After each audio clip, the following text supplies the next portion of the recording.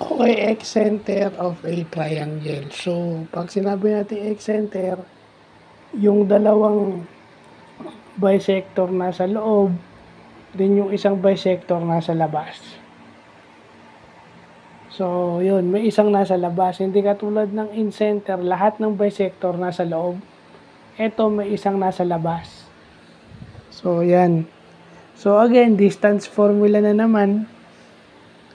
Distance formula na naman ang ginagamit natin dito. Ayan.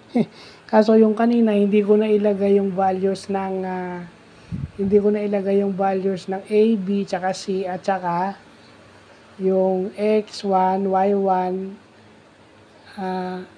tsaka X1, Y1, X1, Y1, X2, Y2, tsaka X3, Y3. Hindi ko na ilagay yon, so nilagay ko muna. So, kaya negative yung formula, sinabi doon sa Google na yung negative A is opposite ng vertex A. Okay? Yung negative A is opposite of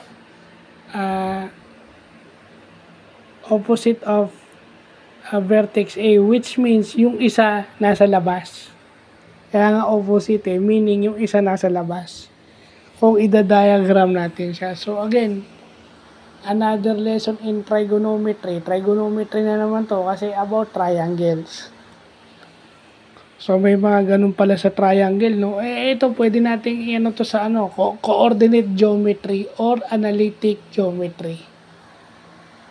No, pwede nating ilagay ito sa analytic geometry. Hindi lang trigo, no? In my opinion kasi anything about triangles is trigonometry. Di ba? Pero ito ay ginagamit sa coordinate geometry o sa analytic geometry. Ang process is solving geometric problems in the process of algebra. Solving geometric problems with the use of algebra or the algebraic process. O dyan lumalabas. Kasi yung distance formula, it's an algebraic process. So, yun lang po.